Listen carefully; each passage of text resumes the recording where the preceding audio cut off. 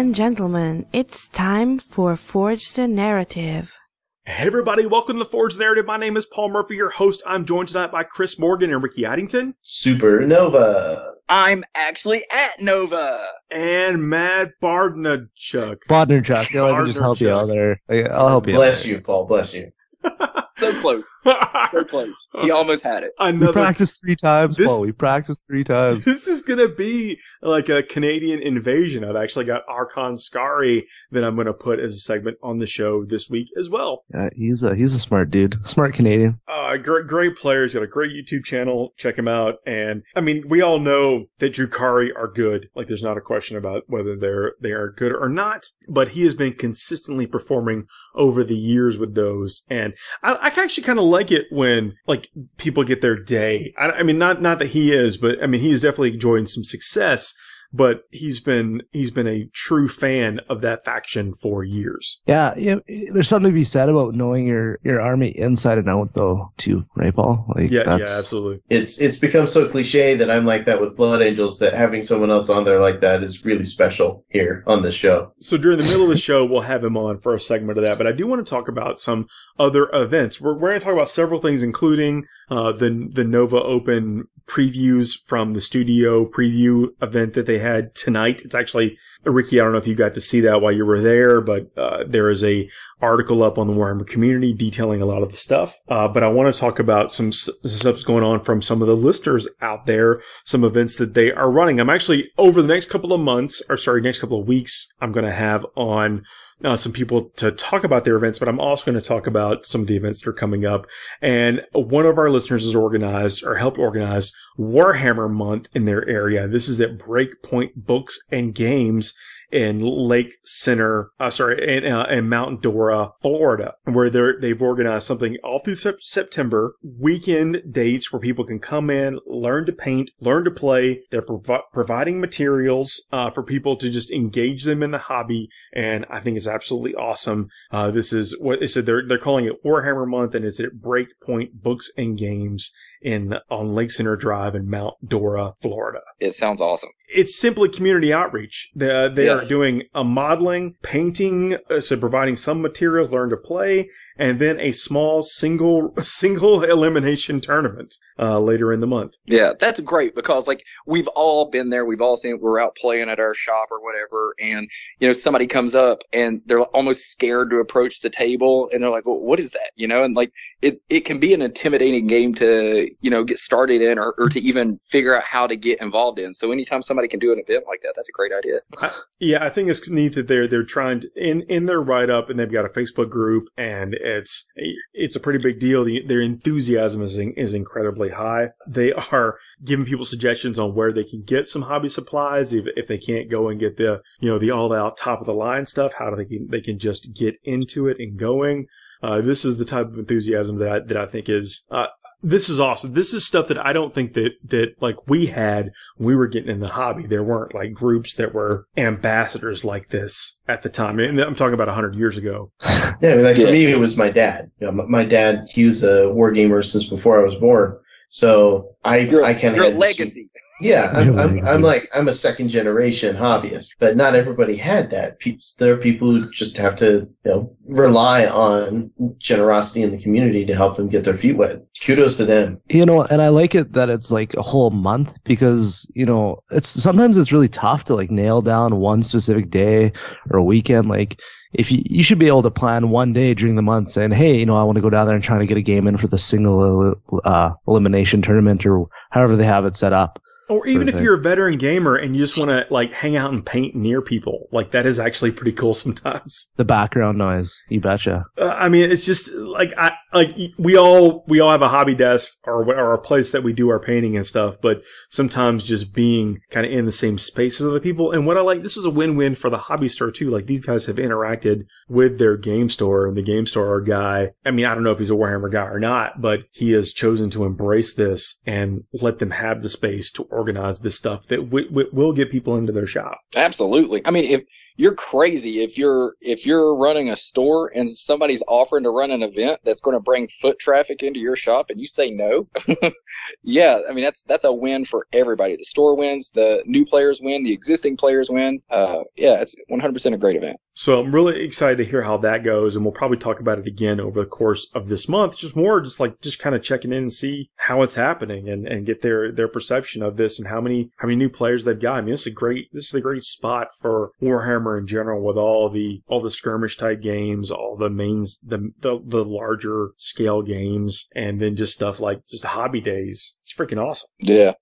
More especially with all especially with all these new games coming out too, like you can basically just point your finger and say, oh, that looks cool, and jump into 40k, right? Like, Titanicus, Kill Team, all these little games are getting you jump started on the bigger picture. My buddy asked me today on the drive up here, he said, with all these games coming out, he said, do you think Games Workshop's spreading themselves too thin? And I was like, I don't think their profits say they're spreading themselves too thin, but it's the thing they've got going right now is, remember, like, gosh, what, 5-10 years ago, you played Fantasy or you played 40k, and that was really about it. And now there's so many gateways into the hobby. There's something for everybody. They're filling every little niche market with their IP, and so there's all these ways that you can interact with, I think, one of the most interesting settings, sci-fi settings out there. So that's great, if you ask me, to have all these different ways that people could get involved in the hobby, or at least in the Warhammer universe. What I like, I mean, I've got friends that are spending their hobby time now creating their own kill team. I mean, these people they were people that were familiar with 40k and stuff before, but they haven't played in a decade or so, maybe more. But with Kill Team, they were able to kind of scratch that itch with, like, I'm going to get some models, I'm going to do the models, and then paint the models and then play. Like, there is I know locally, a few of my buddies are going to play several games of Kill Team this weekend that haven't played in weeks or years. Yeah. You got to look at the groups of people that those sorts of games are targeting right now. I mean, for example, there's a very strong Infinity community in Utah who all of a sudden, everybody who was playing Infinity, well, everybody might be a bit of a stretch, but a large number of Infinity players all of a sudden turned and looked and said, you know what? 40k skirmish, I can do that. I want to do that. And they bought kill teams, and they're building them, and they're running events for it now. And those are people who weren't playing 40k. Yeah, I agree with that 100%. Where I live, we have a local game store, and there's been, like, 40k, when there's not a huge community, this kill team has just lit a fire under people's butts to just get out there and try something new game, really, and invest their time into it. That's pretty cool. I've got a confession to make. I'm building my kill team for Nurgle, as you guys know. I think it's the best thing. And I'm assembling, like, bits from all over the continent. It's probably the best way of describing it. But someone from the West Coast sent me a grenade launcher bit for Nurgle, the Blight launcher. They only comes one in a kit, whatever. But they sent me a mostly assembled Marine, and the Blight launcher barrel wasn't glued all the way. It wasn't a tight seal between the two sides, so it had that kind of that space in between. I'm like, I know this. So it bothered you. Well, I know it will probably be painted over. Like, once you prime it and paint it, you're probably not going to see it at all. But I'm trying. Like, I had it out there on my hobby desk. And I'm like, let me just put some plastic glue on here, and let me put a clamp on this thing, and that will squeeze it tight. And sure enough, it squeezed it tight, but then I left it there for probably an hour and a half, and it kind of squeezed it a little bit. It pushed it together. So now it looks kind of... It's a very nurgly thing to say. Now it kind of looks like, almost like a, like an Elmer Fudd, elephant gun type thing. A blunderbuss? There you go. But I think it looks freaking awesome. Like a happy hobby mistake or hobby accident. You're the Bob Ross of 40k right now. That's right. You're converting. Like, I don't know if I can instruct anyone how to do this, but I think it looks actually pretty good. Let's just go out on a limb and not advise that anyone does this, because I feel like people are going to be like, you made me mess up my Blight launcher. Right. Actually, on the other hand, I think Paul's going to put all of his models into the vice, and he's going to say, well, the custom, Paul Murphy custom army here. That's right. Throw the heat gun to them, vice them down a little. Man, I got it all planned. Well, I mean, I thought, I want this kill team to look kind of distinct. So, there's a myriad of Nurgle kits available, so there's no shortage of Nurgle models. But doing a little bit of mixing up here and there. I posted the pictures on Twitter. Pretty happy with how it's turning out. I think once it's all painted, it's going to look like a really cool kill team. But the hobby options are there for everyone. Like, you get to have. I mean, you don't need that many models. You can spend the same time that you were going to spend that week on your other army on these. Like, say you had to paint 20 models in a week, whatever. You can spend the same time on half as many models and get some really cool, unique things out of them. I know the conversions are somewhat a vice of many hobbyists. When you are, like, focusing in, I find, like, you're talking about painting, like, 20 models in a week. I remember having done that. First time I went to LVO, I was painting up a ton of 30k Blood Angels for LVO, and I painted 20 Space Marines in a week, and I was just like, huh. And then after that, that's kind of when, if I needed like a break or something, I would pick a single character, and I would spend a whole weekend just de-stressing, focusing on that one character to make him look awesome. And Kill Team kind of gives you the best of both worlds in that, I think. Yeah, I like the sound of that. So not to too sidetrack us too much, but I'm going to have folks on for some large events and things going around the world, not just in the US or North America, but stuff in the UK. We're going to be talking about things. Please continue to send in your events. We'll be happy to talk about them on the show. I am really anxious to hear about how this Warhammer month goes in Florida. If anyone's attended or think about attending, please let us know as well. We can help I'll put the Facebook group in the show notes for people to check out. So let's talk about these Nova Open Studio previews. We got to see Speed Freaks, which the leaks have come out about that for a little while, but we got to see a little bit more details on the game. And that big orc in the background of the leaked photo, turns out it's a war boss on a bike. Sorry, War Trike. War Trikes always make me laugh because they make me think of those like really old people riding around in those like motorcycle clubs, but their hips won't hold up a bike, so they have to get the trikes. Don't hate on that, man. I'm telling you, I'm gonna get one of those 3-wheelers when I retire. If you convert it up to look like an orc War Trike, I'll be down with it. I think that has to happen now. Well, now that we said it, yeah. Somebody's had to have done that, right? There's got to be like an orc war bike looking thing out there somewhere. Somebody's got to have that. A custom chopper. I see them riding dinosaurs a lot. Well, the Speed Freaks, the game, it's its own game. Like what we can see is its own, and this is all up on the Warhammer community side. But it's got like own data cards for things that look like there's ways to track it. It looks, the data card looks very much like the Silver Tower type cards. Yes, they do. I think that's awesome. We're actually going to talk about another, the Blackstone Fortress Warhammer Quest for 40k coming up in this episode also. I'm very interested in that. Now, I mean, I don't know that the mechanics are going to be the same for Speed Freaks. I'm just saying that the cards from this 300-foot view look similar. But well, there's probably some tokens in there too, Paul. Just because they know you like them so much. I don't mind a couple of tokens. But they've got what look to be, like, if I had to guess, there's some momentum that factors into how the game is played, because they've got that, what look like to be the distance measurements and the turn radiuses on the picture also. Kind of reminiscent of X-Wing in a way, isn't it? It looks like really similar, except these are way cooler because they're orcs on war trikes. Well, and they're not just orcs on war trikes. They look great. Like, these models look amazing. Dude, they're like, I'm not an orc guy. I'm buying this game and I'm going to have all the orc war buggies and everything. It's like just hot rods, man. Like, if you're a car guy, how could you not be into this? Like, it's just so cool. Well, in the article, it says the war boss on the Deathkiller Warbike is a brand new vehicle-mounted leader for your armies that allows you to field a force of nothing but orc vehicles. I'm gonna kind of like a killer can, but all on vehicles. If I end up with an army of with wheels, race cars, I am really going to be mad at myself. I think you're going to end up with an army of orc race cars. Pretty sure you're going to end up mad at yourself. Yeah, who are we kidding? That is happening. My kids are going to flip out over. My kids are going to love this though. Oh my goodness! You can play target practice with your Warlord Titan.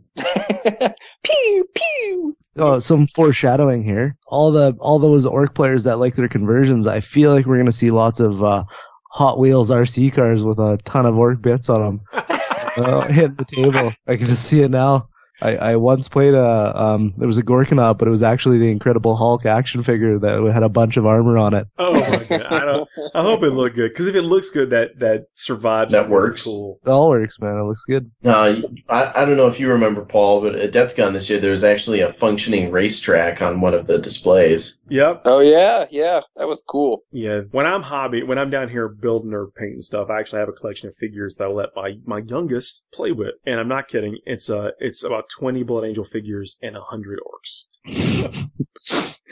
He makes up his own stories, so I think we're going to do this as a group project here when the orcs come out with all these vehicles. I want him to name all of them. I want him in control of this, because that boy has the best imagination. I sat down and played with him one day, and what was those Cthulhu? Yeah, Cthulhu Wars. Yeah. Like, he was telling me a story, and I was like, I need to write this down. This is quality. It's hard to keep up with sometimes, I'm telling you, buddy. No, it's I can see us wanting to do this. Yeah, it's because the models are cool. Like, that's kind of living the dream, is really cool models and cool rules. And and it looks like you can play this Speed Freaks game on a smaller than 4x6 table, which I think is really smart of these guys. I mean, like, Kill Team is played on a smaller board. These are things that will fit on a kitchen table. Yeah, and like Titanicus did that. It even says it right there in the book for Titanicus. Hey, you play it on a 4x4 so that it gives you 2 feet on each side for all your control panels and stuff. So, like, they're thinking about your playing area in making sure you have enough room to actually play on what we're accustomed to playing on. So good on them. Yeah, I think it's just smart design. Yeah, and I think the Speed Freaks open the door for a lot more people to get into the orc armies, because a lot of people don't want to build 120 orc boy list. You know what I mean? Like, that seems to be what is only competitive at the moment. So, like, less models, but you're kind of getting into a really wicked army at the same time. This war boss on the War Trike looks pretty stout. So good. Yeah. I hope you can make a viable army out of that thing. That's like a real, Even if you can't make a viable army out of that, orc players are going to play that, because orc players are the most dedicated players I've ever seen in this hobby. They make a bold statement. They said this is quite frankly the best orc book ever. Well, that's not saying a lot, though, is it? Really? No, you don't remember like there were some good orc books back in the day. I agree. They used to have a bunch of crazy stuff they could do. You could make multiple. I judge Codexes by how many armies you can make out of them. Like, I think that the lowest grade Codexes are the ones. Even if you make the best army in the game, I'm still going to call you like a lower tier Codex, because if you can only make one army out of it. Yeah. The great orc codexes in the past have been able to make multiple armies. You've had the Killican, you've had the Ludas, you've had the Green Tide. I mean, there's like those were all out of like one codex. Yeah, that Green Tide list was maybe one of the funniest moments I've ever had in 40k, and I got a really good friend out of that game playing against the Green Tide with my Imperial Knights back in the day. It's just like stomp templates. Oh my gosh, it was amazing. Stomp templates bouncing out of combat. It was amazing. I'm glad you think so.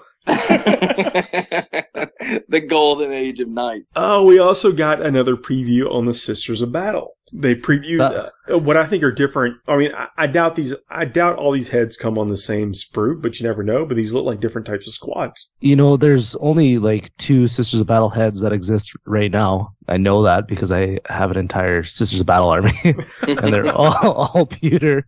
But yeah, this is like from what I understand, what I've read is that the heads is what gave G-Dub a lot of problems. Molding their hair is essentially, it was giving them a lot of trouble, molding the plastic. And I don't know if that's true. That might have just been an excuse, but, I can believe it. I mean, this is a lot of stuff we take for granted. Oh, for sure. Of how models work. Like, for the life of me, I don't know why that on a lot of the bald heads, the where it attaches to the sprue is at the top of the head where it needs to be the smoothest. Preach on it. Why on earth do you not attach it to the chin? But I have to imagine that there is some real technology reason to why that can't be. So I can believe that. with the fact that like trying to make realistic long hair on plastic models with variation and stuff might be a challenge. I mean, I don't know. Well, and I think the technology probably got better. And if you look at like the Daughters of Cain, for example, if they can do Daughters of Cain, they've advanced technologically enough that I think that we can be pretty confident that Sisters are going to get a fair treatment with the technology. The heads on this preview page look awesome. I mean, they look great. Yeah, they look great. Yeah, I mean, it's all stuff that like you get the idea that these are warriors. If you ask me, I mean, I think it's really good. They all look angry. Very. They angry. are Sisters of Battle. I mean, they should. I don't know. Maybe I'm reaching a little far, but maybe looking a little fierce is apropos. Could be, and we're going to get what they're calling a beta codex in Chapter Approved 2018. And this is the most ridiculously wise thing I've ever seen Games Workshop do. Because let's think about this.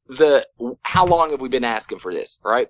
How long has this codex been sought out and looked forward to and all that? So what if they come out with it and it was a dud, right? Dude, people would be crucified. That right? can't happen this time. With this book, it can't happen. The GW Penitent Engine? So, the first time I've ever seen this in my life, like, right, they're going to do a beta codex. That's genius. Set it out there and then let the community play it and find out what works, what doesn't, and then print the codex. It's genius. Now, here's my question to follow up with that. Yeah, this isn't GW's first time doing a public beta. I'm looking at you, online list building tool. Does anyone still use that? There are some updates coming to that. I think that was also discussed at the studio preview, and also some nightly news. Oh, ooh. Is that a pun, Paul Murphy? Ricky, did you see this? No, I didn't see that. I was on I-81 for 6 hours straight. No, tell me. Don't leave me hanging. Go. Imperial Knight players had a great year with 4 new variants to add to their armies and a codex. It brings valiant warriors to life as never before. But we're not done. This is from the community page. September will see a hero from the codex land on tabletops. Well, it's about time. That's right. Sir Hector will be available in a brand new box that features parts from every single Questoris Knight class alongside new weapons for the Knight Preceptor and components that let you build detailed interior cockpits and scions for your household. So basically, I should get rid of all my stock of normal Knights and just start selling that kit. Well, what they say, it will be the exact same cost as the Knight Gallant, and they're pretty much throwing in this extra sprue for free. And they're also going to put out some new Knight decals. But I think they're old Knight decals that they're reprinting. Yeah. Listen, if they put out that, because you remember when the Imperial Knights came out, they put out that special edition decal sheet for just a little while that had, what is it, House Griffith on it? That's all on those there. houses. This is it. This is it. Man, that's mighty nice of them. A few years late, as I'm already dedicated to Hawk Shroud. But hey, for other players, that's great. You can I'm just not repaint bitter at your all. Knights, Ricky. No, I'm too far. I just told somebody I look like I had jaundice. Think of because I had how to get far too much you've ready. come, though, with your skill. You could. Oh, seriously, I showed up to a tournament one time with yellow hands. Like, it's not good. I look like I need some what is that? Vitamin C? Yeah, vitamin D for D, that's it. Yeah. Out of all the things they celebrated at this release date, it seems like this transfer sheet was the most celebrated. Look, you don't know. Okay, so get this. When I first, here's the thing. When I first got my Imperial Knights, I got like 3 boxes of them or something. Okay, two of the boxes came with a normal decal sheet that we all know and love. The other one came with that special, that limited or that extra decal sheet, right?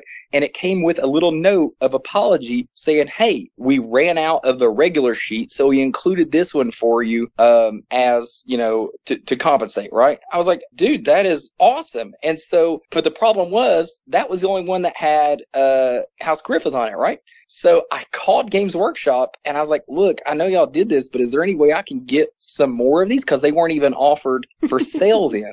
And they're like, we don't even know what you're talking about. Can you send us pictures of this? So I had to send pictures of it and everything to just prove that they had actually done that because the rep had no clue what I was talking about. And then I went through all that and they're like, yeah, we still can't send them to you though. Cause and I was like, well, why did you have me do that? But they did send me the original one. So that's when I just ended up choosing Hawkshroud. Glad I did, though. Their rules are sweet this time. Considering it's the first time they had rules, yes. Yeah, well, before it was just, my rule is that I'm yellow. That, sometimes, that's the defense of the Imperium. So basically you were a Coldplay song. That's all I need. You know what? I'm just going to blare that all day tomorrow as I lose every game playing Pure Knights. You should. We got more Warhammer Underworld stuff coming. Nice. Yep, I think it's the Night Vault. It's Warhammer Underworld's Night Vault, so we can't just call it Shadespire anymore. Well, we knew that was coming, though, right? It's absolutely. Warhammer Underworld. Yeah, it's like a second edition kind of thing, or second season, I should say. Season, yeah. They told us that from the get-go, but we all just kept calling it Shadespire. Anyway, that's what the semicolon is for, right? We see a picture of what appears to be possibly a flying squig, which is terrifying. I think it's pretty much definitively a flying squig. I think it's a Stormcast Eternal unit. That's just me. It could be. It could be opening up the... No. Then they'd be riding the flying squig. Right. Hey, look, as a Stormcast Eternal player and complete Stormcast fanboy, what is up with all the mounts they keep getting? Can they not just settle on a beast and go with it? Like, these guys have Dracaries, Griff Chargers, Star Drakes, the new things that I can't even remember the name of. Like, I can't even keep track of it. It's I feel the like pug a of the Dragon Griffin world. Yeah, something. I don't know. I'm going to need some sort of... Are you saying this like a bad thing? Like, this is all... Okay, all good stuff. I know. I like the Dracaries. We're focused on 40k. I get that. But let's talk about Sigmar for 2 seconds here. The fact that Stormcast Eternals have like 25 some heroes when some armies have maybe 6 units to their whole name is bonkers. Yeah. So, as big of a Stormcast Listen, fan I'm doing just fine with my Sylvaneth over here. I don't know what your problem is. I forget that you're a Sylvaneth guy because okay. So I'm sending Paul pictures of my opponent yesterday, just gutting my army, and he's playing Sylvaneth. Turn 1, he's in my face, just wrecking me. And Paul's like, "Oh, I see what he did there. That's good. I approve." And I'm like, "No, you're supposed to be on my side. Supposed to be all sympathetic to you getting wrecked. Like, nope, totally unsympathetic." This guy's playing the trees as intended. Oh my gosh, yeah. I did not think about what he was doing when I deployed, so I learned my lesson. Guys, let's take a quick break. We'll come back and we'll talk about a couple of other announcements and some more cool stuff awesome from the event. Hey, Paul, I am going to go get back into the Nova festivities, so I just want to go ahead and tell everybody to have a great night, and I will see you all next week. That's fair enough, man. Ricky, thanks for joining us for now, and we'll talk to y'all again next week. Cool. Thanks a lot, Ricky. Coming back with have a good time, Ricky. I'll try. See you. FTN is brought to you by Bell of Lost Souls. Check out www.bols.org for the best daily hobby articles on the web. Hey everybody, welcome to a special segment of Forge the Narrative. My name is, of course, Paul, your host. I'm joined tonight by Archon Skari. That is me. The Dark Kid. Well, I mean, you've had continued success with the Dracaries since the last time we spoke. I know that some people out there have used your list as inspiration, so I thought it'd be great to have you back on a little while later, especially after you've had more tournaments under your belt, and get your thoughts on how you would change the list now, what has been working, what you're changing for things like that you're seeing kind of spring up, maybe in response to the fact that this kind of stuff exists. What's going on with you? Well, thank you for the invite. It's been a run. It really has been a run. Cracked the top 10 of the global ITC. So really excited about moving up the ranks, and it's been a journey. So it's been a year of just practicing a lot and playing a lot. And to be fair, I think it's, regardless of the list, like you'll notice, when we go through the list, that the list that I took to the Sudbury GT changed a lot to the list that I'm playing right now. Like there was some elements, but it's essentially a different list. And I feel that the one I'm playing at the moment is a lot more robust and has a lot less flaky matchups than the one that I took before. All right, sounds good. Why do you think that? So when you're playing a game strategically that involves dice, you want to try and minimize the effect that dice have on your game, because dice can be fickle. So the less that your list it depends on matchups or dice, the better. And by fickle, you mean sometimes they just outright hate you. So I think we're comfortable with what was in the list before. What are some of the major components you changed, and then we can kind of get into why. So what I did was I eliminated the witch cult aspect of my list. As much as I really enjoyed using the witches, I found that basing my list mainly around the coven made my army a lot more hardy. So I expanded on my coven spearhead to make it become the central and focal point of the damage dealing and of the army itself, based around a coven battalion now instead of a coven spearhead. All right, I like that. Specifically, so you got rid of the witches. Yes. Added in more homunculus coven. That's right. So I went and this is what to kind of bulk up on the durability of the list? Exactly. And it's to spend the points more efficiently across the list. I feel that at first it was very hard for me to do that because I had like googly eyes and wanted to add as many toys as possible from all parts of the codex. And I feel that I was able to specialize the list a lot more. And in the meantime, yes, I lose out on some of the cool tricks. However, it allows me to get down and gritty with some of the nastiest lists in the meta right now, like Knights and Guard and Inari and other hard heavy hitting lists. The main change was adding in a unit, basically taking 2 units of 9 racks, a unit of 5 racks, 2 homunculus, so Urian rack, the special character, a homunculus, 6 grotesques, and then I combined the Tailors into 2 units of 3. Okay, I like that. Was that just for Force Org type considerations, or do you think that they just have to endure combat long enough with a knight, for instance, to be able to effectively swing back? Are you talking about the 3 Tailors? Yep. The 3 Tailors, yes. There's a couple of reasons why I feel the bigger squads are better. Number one, it's harder to kill them all it's harder to kill 3 than 2. And number 2, it makes it a lot more efficient when using stratagems. There's a couple of really good stratagems like one that allows them to reroll wounds in combat, and it's efficient to put it on a 3-man unit over a 2-man unit. Okay, I like that. And you don't feel like you've lost too much mobility from your list? Not at all. In essence, I added mobility, being that I now have the 2 larger units of racks that can use black cornucopians to jump around the sides of the board, sort of like a tide of traitors, which makes them very mobile. Is the Tantalus still in the list? No, it's not. I did have to take the Tantalus out. Now, it's a lot of points. I mean, it's got a lot of guns on it, but it was a lot of points. I would fit it if I could. The biggest reason I had to take it out was I went to the ETC, and ETC does not allow Forge World. Fair enough. Okay. So that was essentially, sadly, had to go. And then supplementing the Coven, I have a Cabal of the Blackheart Spearhead with an Archon and 3 Disintegrator Ravagers, which is pretty much a stock standard in any Dracarii list you'll find right now. 2 Razorwing Jet Fighters, and a Raider.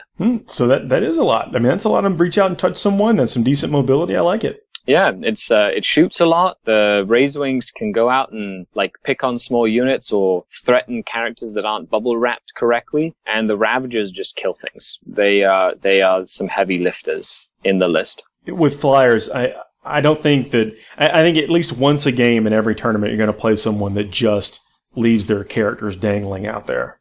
Yeah, it's happened to me, when I went to the Capital City Bloodbath recently, and it happened to me, 50% of my games, there was a chance for me to go and snipe a character that had been left isolated.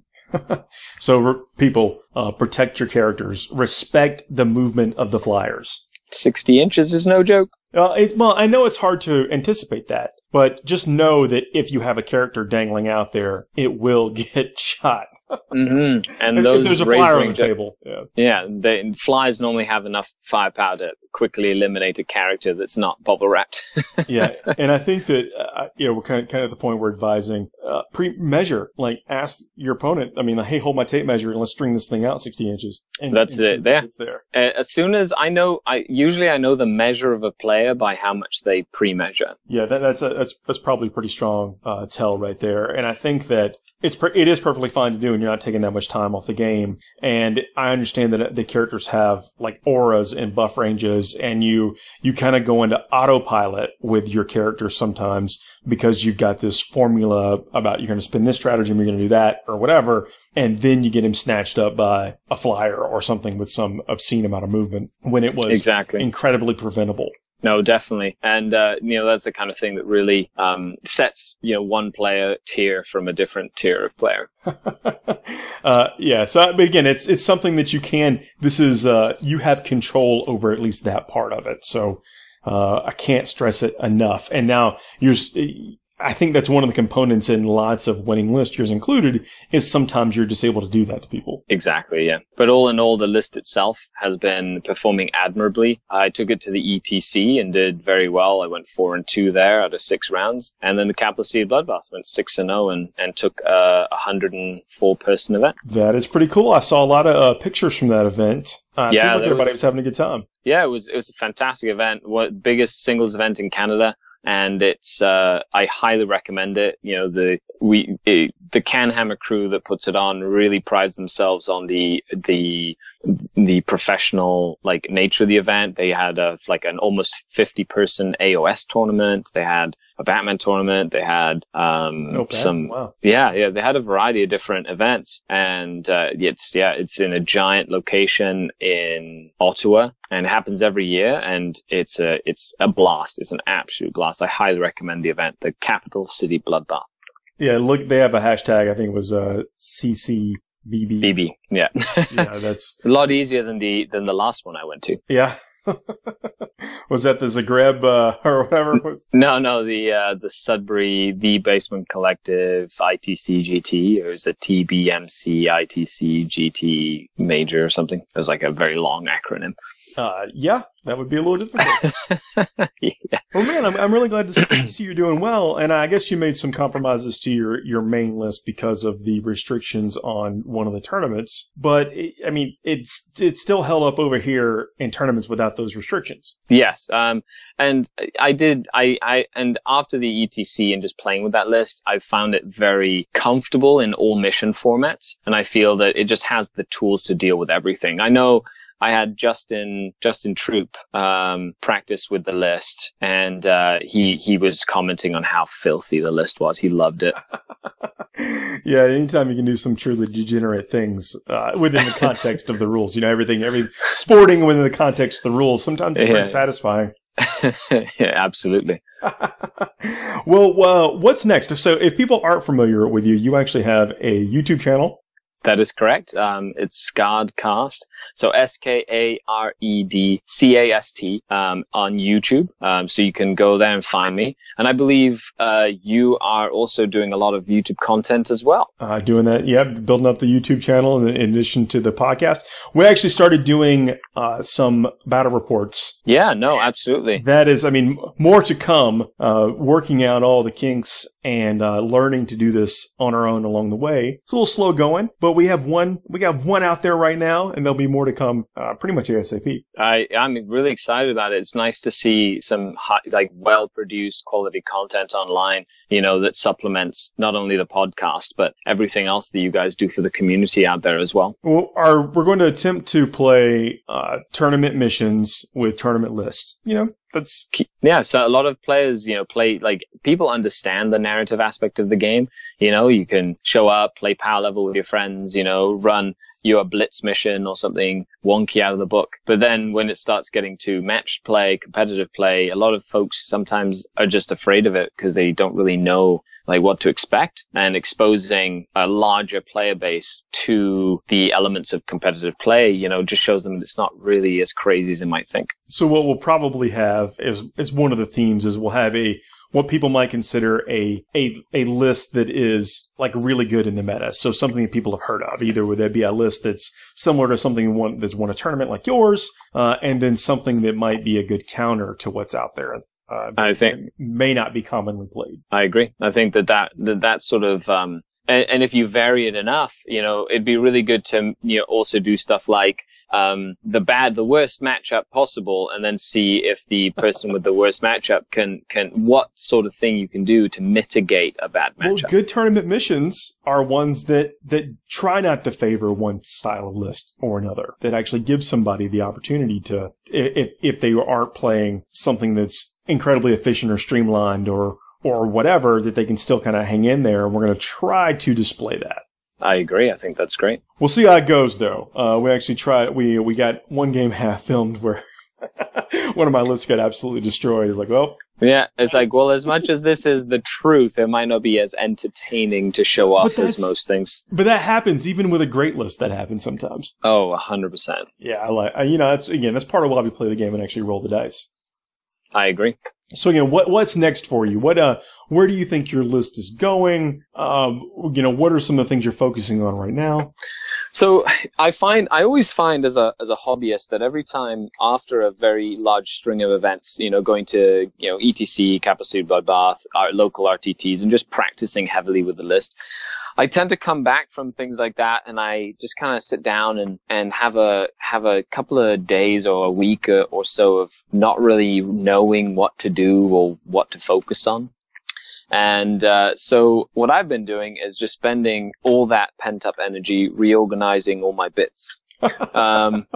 And hopefully I'll find some inspiration just kind of going through and finding the odd arm or torso or head or something that'll inspire like my next project, so I can get the hobby juices flowing again.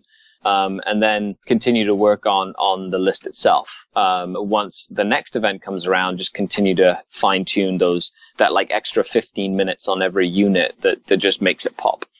That's the best thing. That's actually one of my pre-big tournament rituals, is I will probably pick 10, 15, 20 figs out of an army and do one extra little touch up on them. One something, go through and make sure that one, they haven't gotten kind of jostled around or chipped or an arm fell off or something, from the last tournament or the last time I played, but spend that extra little care because, the way I paint for points. I paint towards tournament points. I know I'm not walking away with best painted most of the time. But I do want to make sure that I don't leave any of the overall tournament score points on the table.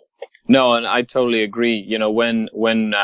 When like the Capital City Bloodbath, in order to win, it's like you have to take best overall.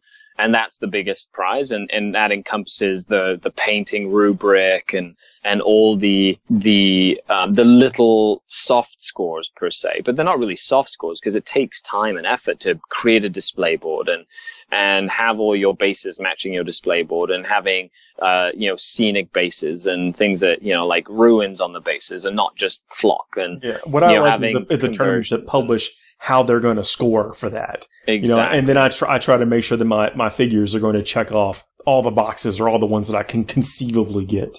And it's really, so it's one of the reasons why I love the Capital City Bloodbath so much. It takes that classical tournament scene that I remember from, 15 years ago in 3rd edition and 4th edition, when you still had all those scores like sportsmanship and things like that. And it still holds them true. And it doesn't just say, hey, if you can smash people, you win. It's more like you have to be a gentleman while you do it.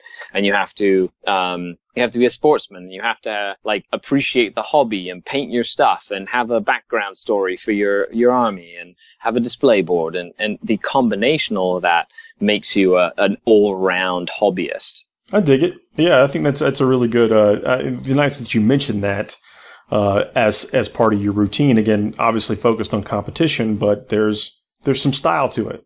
You have to any odd person can, glue 24 models together and, smash their friends' faces in, but it takes a lot more determination and passion to smash your opponent's faces in while having a good looking army that you painted yourself or that you've been collecting forever, and doing it while your opponent has a smile on their face. Too true. So you're not anticipating any further big alterations to the list? Do you think that there's like a sleeper Drukhari unit that you just haven't either found the time to paint or anything? You feel like you got it pretty narrowed down to what you need right now?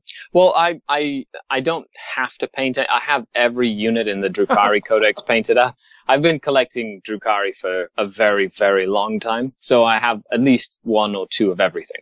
So the real thing right now is as we approach the September FAQ, it's more like not going too crazy with changes until I understand what the FAQs are going to bring. That's a good. And then once I have the FAQ in my hand, that's when I'll make a judgment call on whether or not I have to look at changing certain foundational dynamics of my list. That's it. I don't even want to speculate on what we might see as a big change. But I do really like the fact that mechanic exists. I mean that kind of built-in game adjustment mechanic.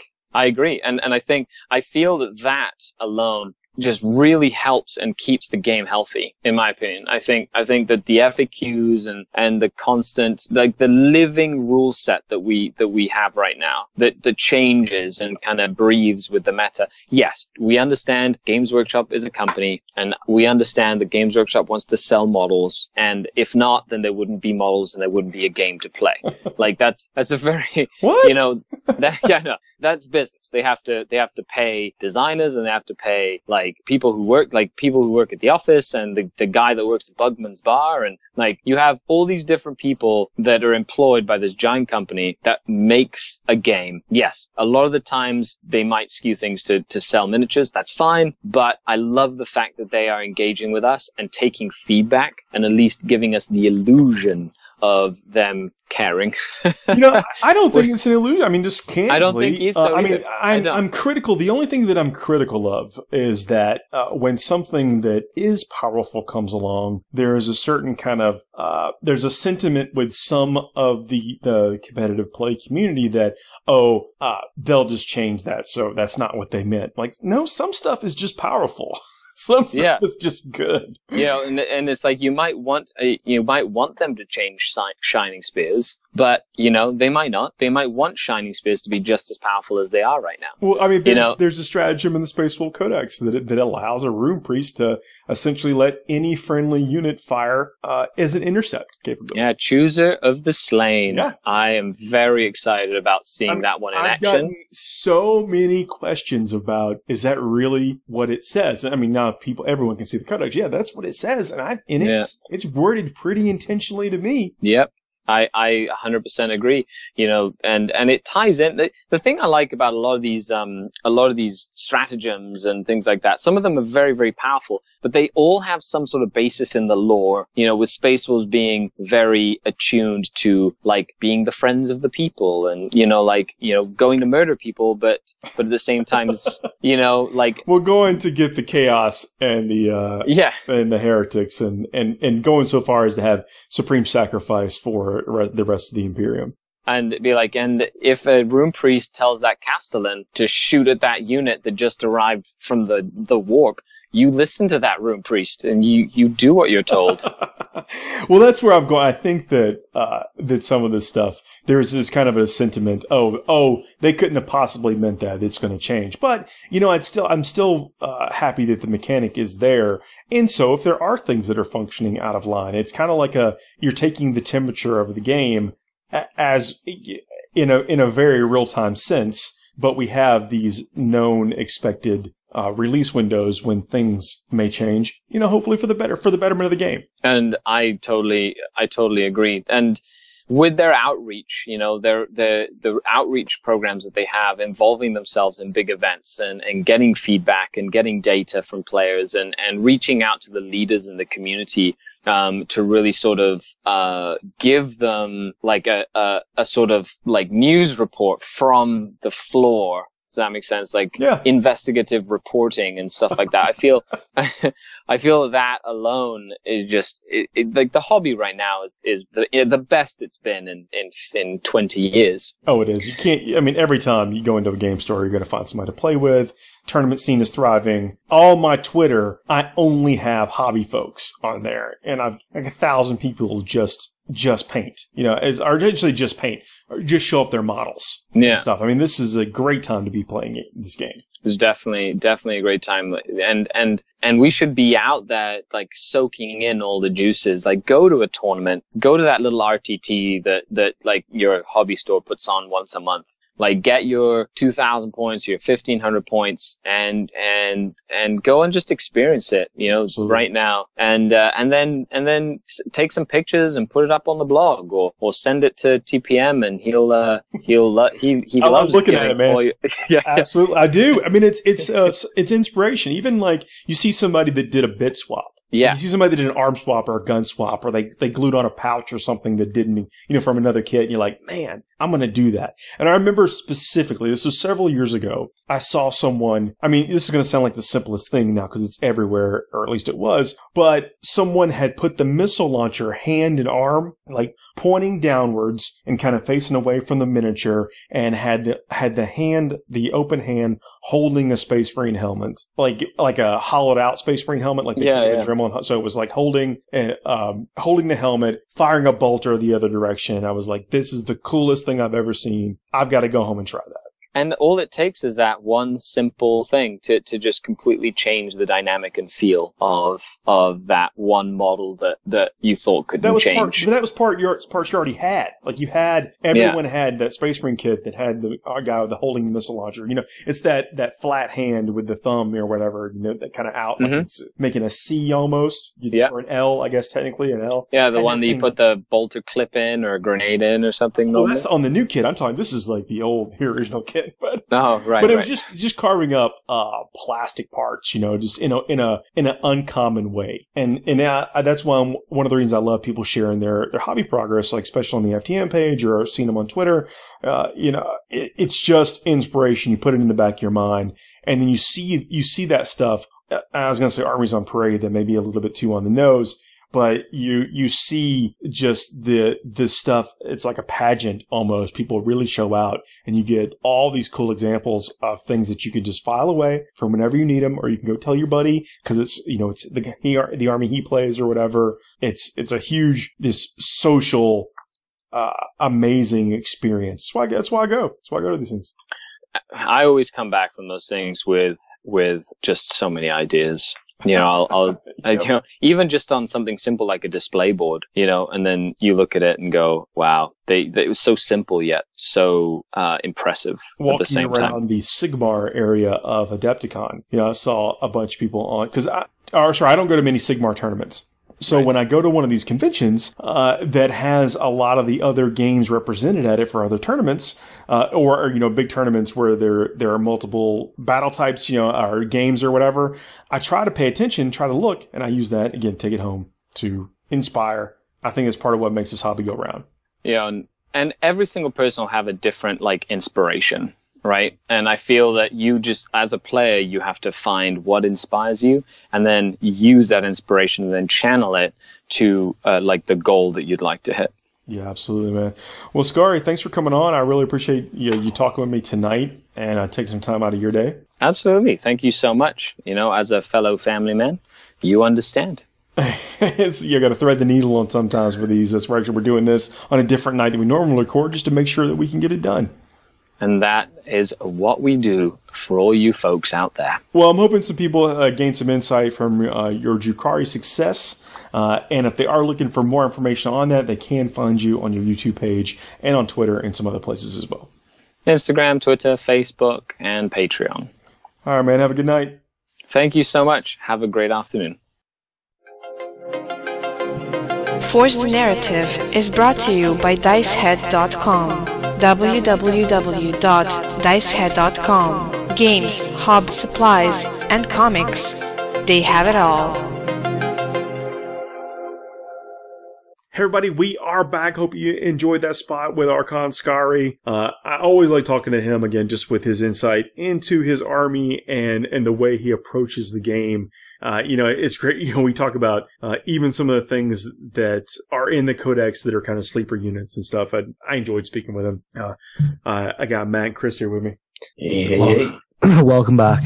So in addition to all the stuff that we're talking about for 40k and the other games, We've got some stuff that came out just for Barnes & Noble exclusive. Space Marines, a Lord of the Rings game. And what else? This is another one. And then the Blitz Bowl. A Blood Bowl. For Lord game. of the Rings being dead, there sure are a lot of Lord of the Rings releases coming out. Certain thing called contracts, Chris Morgan.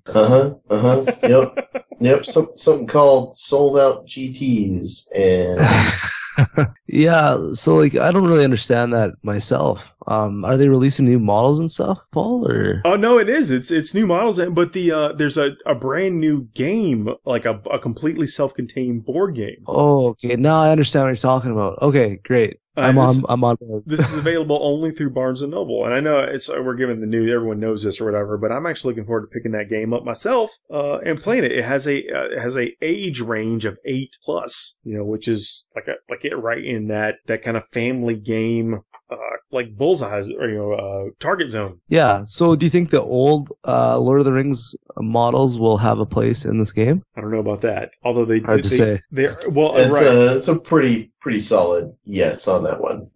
You're closer to it than I am. I'll take your word for it. Yeah, no, that's a great looking model though. Gondor at war. That's the other game. What I do like is the measuring devices for the new Middle Earth strategy game, those are pretty cool. Board game. Well, it's the length of the weapon is the movement of that faction or race. So the hobbits move a sting size movement. Yep, the dwarves have an axe, etc., etc., etc. It's a weapon that shows how far they move. It's not just a measuring device. And so I think that's pretty neat and pretty immersive, if you ask me. The Blackstone Fortress, we touched on that a little bit in the first segment, but this is a Warhammer Quest style game for 40k, and it seems to be kind of based around Inquisitors. Who doesn't love that? That is awesome. It's either Inquisitors or Rogue Traders or something, but the very cool idea that Blackstone Fortresses, which are these enigmatic things, right? Abaddon basically used one to break Acadia in half.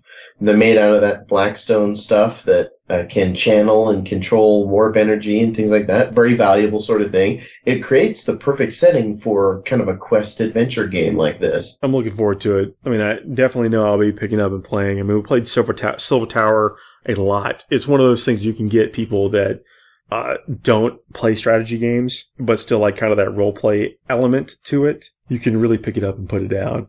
And I think we're going to see, if I had to guess, 1-for-1 mechanics in this game, but we'll see how it goes. Yeah, I'd pick this one up. This is something I'd be picking up. Well, I'm very interested in seeing what models come out for it, because I think the thing that's going to sell this more than anything else to me is having a bunch of cool, distinct looking models, if you know what I mean. Well, they did in the main game for Silver Tower, they did release several sprues of models specific to that game, but then they co-opt in a lot of the Sigmar models. But it was just as simple as making a data card, making a character sheet essentially for those models. So I hope we see that. And is that something you could just get offline, download after the fact? Or you could. They actually sold the packs of the cards, and there were some in White Dwarf. There's an app that you could get all the cards and track your character in that. Yeah, that makes something like this like a good investment too, right? Like it's not just what's in the boxes there. You have the ability to expand your game for sure. Yeah, there was no shortage of things that people could find. And actually, speaking of the roleplay element, I enforced role playing on people that didn't want to role play. And how'd that turn out? Well, as well as you might expect. But the thing that did stick was the fact that I didn't let us combine. We had to have, if we had a bad guy party, if somebody wanted to play a bad guy, we all had to play bad guys. We couldn't intermix bad guys and good guys in the same party. Oh man, are you sure that wasn't the most optimized choice, Mr. Competitive? No, it wasn't. It was not. People are like, oh, I'm going to play this, I'll play that. Sorry, I've already chosen, or somebody's already chosen to play, the priest of Khorne or whatever, or the I can't remember the name of the Stormcast with the angel wings and the bow. That's we're playing this or something, Night Vigilator, something along those lines. Somebody's playing that, so you have to play something on the good guy faction. You can't play a bad guy. So you basically had one leader. You have somebody leading the party of good versus evil. But I think that's pretty cool that you can actually do that and still again, you play through the game and whatever, it's fun. It's if this is anything like that, it's going to be absolutely awesome. I mean, yeah, we talked about playing Silver Tower. It's a great game, and you can bring over people that don't want to paint 150, 200 figures or 50 figures or whatever. They just want to play a game, and you can get that experience with this box set. I'm looking forward to it. It just goes back into what we were talking about earlier, just a gateway into the hobby, you know? I guess, man, but see, some of this stuff it's really its own thing. It all is. I mean, we're lifers. I think that's probably the best way of describing it. It's pretty cool that we can have the kind of the dream of, hey, people that have never played these types of games before, come and play this game with me, and then the next day they're going to be playing 40k. That may not happen. But those same people may be the people that are into something else that you're not super into, but these kind of cross the streams enough that you just get to be together and have a good time, you know? No, I said I don't want to be lost that these are actually their own experiences. Like so many times, like in the past, we're like, oh, I'm going to get this box set just so I can beef up my collection of figures or whatever.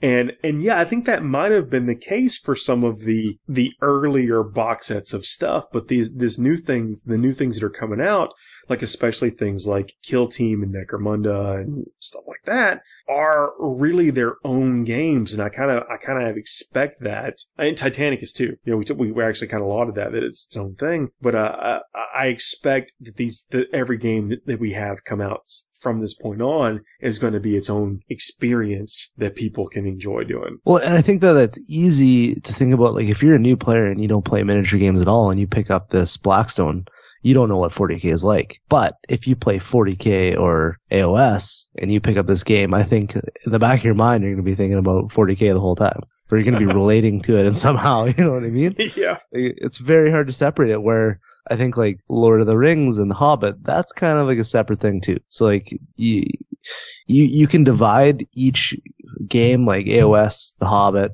and 40k, but I find for myself anyway, when I sit down to play Warhammer Quest, I'm thinking about, oh man, it'd be cool if these were Space Marines or whatever else, you know. Yeah, no, but for me, this looks like an awesome game, and I'm definitely gonna be picking this up. Yeah, I think there's no way around it, because you can actually get into it, and get people around the gaming table as if you were playing some other kind of role-playing game, but without all the trappings of that kind of stuff. Yeah. Like what we saw from the Silver Tower was that it was completely self-contained. Fairly easy to get going. Like you could just read through the book and play along as you were going, and it didn't take very much time at all. And what's the recommended amount of players do you think for a game like this? Probably 3 or 4? I'd say 3 or 4. Yeah. Yeah. Okay. I think that's probably the best. I mean, I think Silver Tower actually topped out at 6. Oh, okay. I actually haven't had a chance to play Silver Tower. Oh, you should. And when we exceeded the number, like going up to 7 or 8 or whatever, we would have a dedicated game master, like a DM or whatever. Yeah. Okay. Someone to walk through the encounters, dedicated to play the bad guys, and whatever. Yeah. Separate good and evil. Yeah, to be there. That's right. To let the people know you cannot take this guy with that guy. And no Skaven and no Stormcast in the same party. I don't know. I don't think my friends are still very happy with me, but whatever. That's the rules. Man, I'm excited. I know we've talked a lot just about this preview that came out of Nova. This is one of the neat. This is the treats that GW does at these larger events. Is the night before they have a studio preview to where they give us kind of a peek behind the curtain as to what's coming out over the next year, 3 months, 6 months, a year type situation. Do you think people are starting to expect more from GW with all the releases that they have? Like, we kind of talked about it earlier of can they keep up? Are they running themselves too thin? And I would say that they were running themselves too thin if these releases were coming out with more gaps in between them. But for the fact is that they're releasing something almost on a weekly basis every 2 weeks. That shows a lot of initiative on GW saying, hey, we haven't forgot about you, but we're going to keep the stuff coming. Well, I think that from a business side of things, I'm not claiming to have any insight into that kind of stuff from their side of it. But what they've built is a really robust pipeline from what it seems. Someone has taken some time to figure out and mathed out exactly how do we keep up with this? And they figured it out. the time, of the lead time they need to have these ideas rolling. But what's really happened is they've found a really great way to make us enthusiastic about it. So now the real question is it sustainable? I think so, man. As long as they keep putting out orcs on war trikes, or compelling stories and rules, because you got to think it's not just models and stuff. I mean, it is models, but like there's a lot that keeps us vested in this. The stories, for sure there is. The painting, the time. I mean, it's anything. They're not just putting out miniatures. They're not just kicking out flimsy rules. We're talking about like serious products, different paint lines, radically new game systems. It's the whole business. It's not just one part of it. Yeah. Yeah, and then you throw in a publishing company on top of that with Black Library and stuff. I mean, no, I mean they're like, some of us have the perceptions of, I don't want to say like the old GW or whatever, but like it's the old GW. It was like where we got a book every 6 months, or whatever. And I think they realize that doesn't capture the imagination and mind of a modern gamer, and they figure out how to do that. But more than that, it's not just us that they're appealing to. They're appealing to the people that like we were talking about, the stuff being in their own game, that just want that experience. Well, and I think that there's a huge market for that, because like I know there's people that I grew up with playing with, 40k, that is, like gaming all together. Not everybody has time to invest in Warhammer 40k, but they still want that gaming experience with their partner, with their friends, that they could just pick up and drop whatever at a moment's notice, right? Everybody doesn't have 7 armies. That's right. Wait, what? That's right. That's right, Paul. Everyone doesn't spend every waking moment painting Sylvaneth or someone else's Skaven or whatever. Or converting kill teams. Listen, like there's people who can help you, Paul. There's people who can help. There's no helping this. I think I've come out the other side and then dove back in so many times. With G-Dub's new model, I think my favorite thing is actually having a model for every rule in the book. That was always the worst thing, when they'd release the Codex and there'd be rules in it, but no model. I didn't know how I was gonna react to that, but it's a lot cleaner. It really is. It's awesome. And I feel like that really gives. Well, I guess the part of the thing is they're releasing a lot more models now too, right? Yeah. Besides Sisters of Battle, but whatever. We'll get there. Soon. I have faith we'll get there. Well, eventually. I shouldn't say soon, but eventually. Now, to be fair, though, when we got the preview at Adepticon, I mean, it was very clear this is like a 2-year process. Yeah. Well, it's been like a 20-year process, but if anybody from GW is listening to this, make Exorcist good, please. That's all I'm asking for. Make them okay. They don't even have to be OP, just okay. God, right now, good for it. No, they were so good for a long time, though. Oh, yeah, they were, but nobody was playing them. I have like 2,000 points, and 2,000 points of Sisters is a lot of Sisters. It is. In my opinion. It's a lot of metal Sisters, that's for sure. It's a lot. Yeah, my case, it actually fits. My whole army fits into one of those old style G-Dub folding cases. It's awesome. I got 5 tanks in there too. Really? I don't know how I fit it in there, but a little cut and paste, and whatever. The whole thing fits in there. Now, I mean, not to take us too far off the subject, we're talking about people that are just experiencing these games for what they are, the board games for what they are, the box sets. I don't see anything wrong with that. I mean, especially when you can get things like Necromunda, a self-contained box set, Blood Bowl. I know they're putting out models and stuff for it, but I don't think we're playing enough Blood Bowl. How do you fit that into your schedule though? Like, you know what I mean? Like, if you play Warhammer 3 nights a week, and that's a lot of Warhammer, I'm feeling.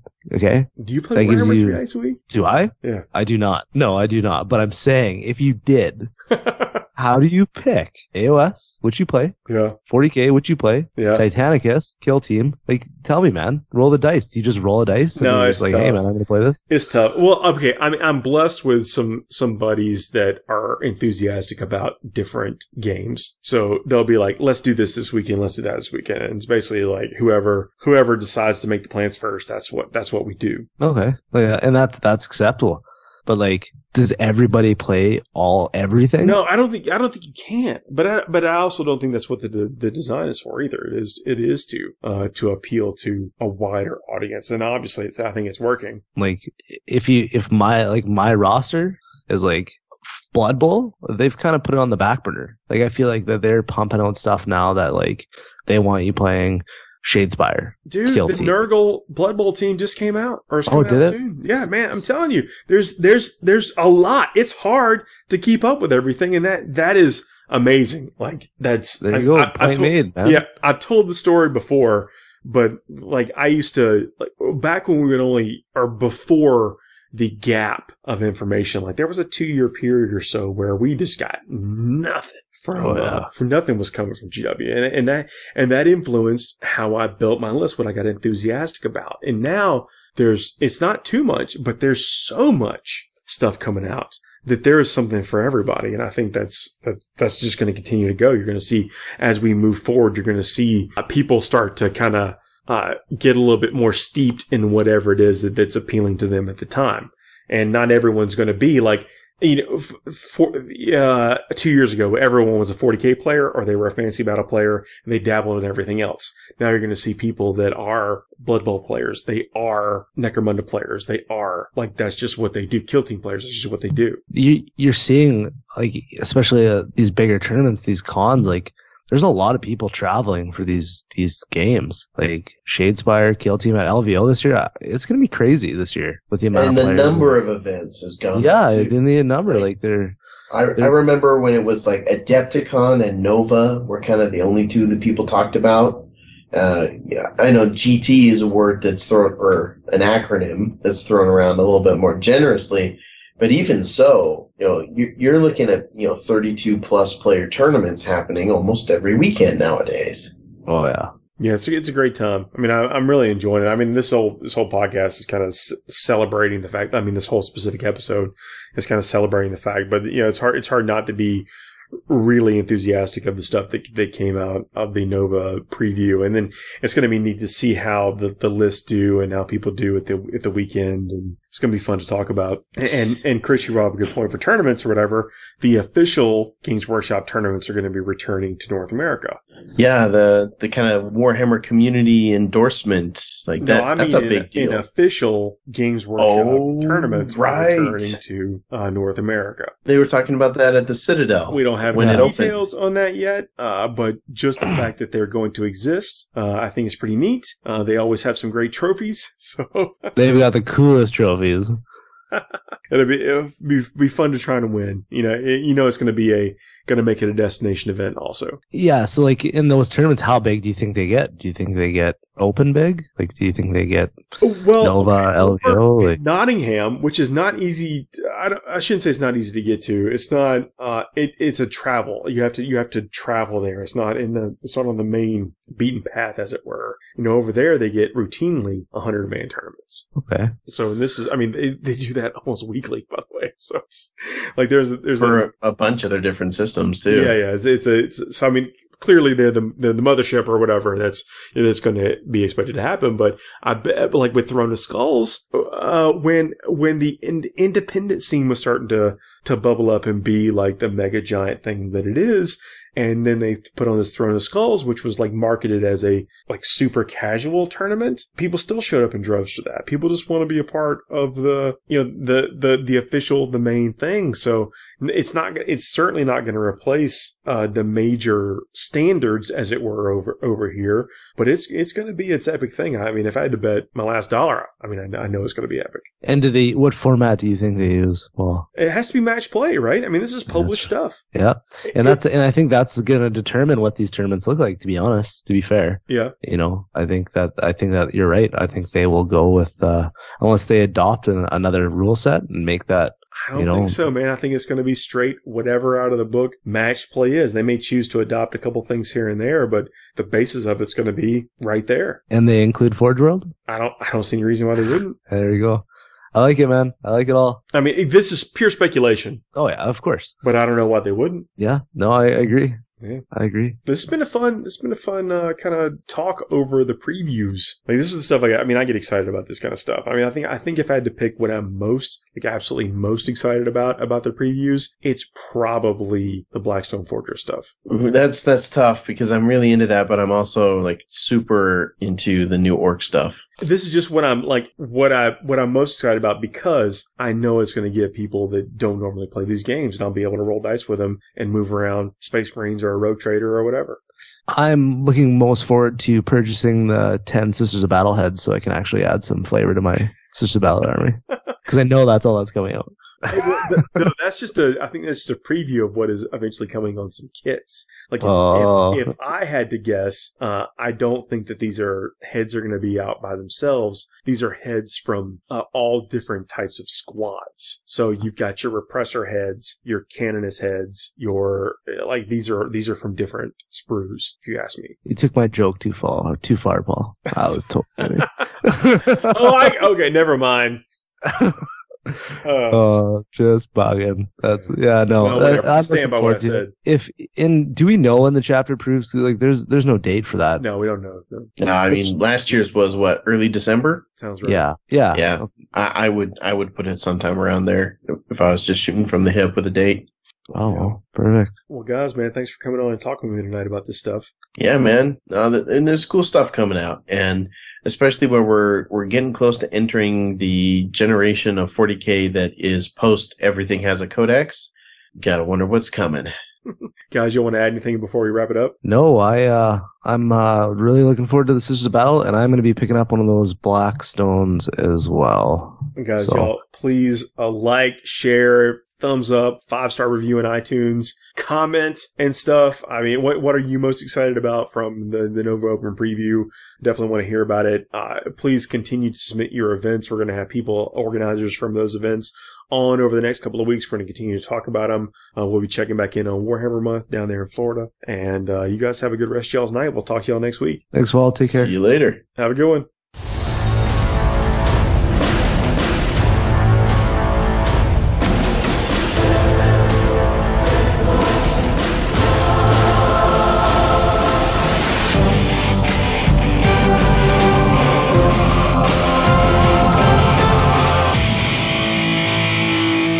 It's all in the reflexes.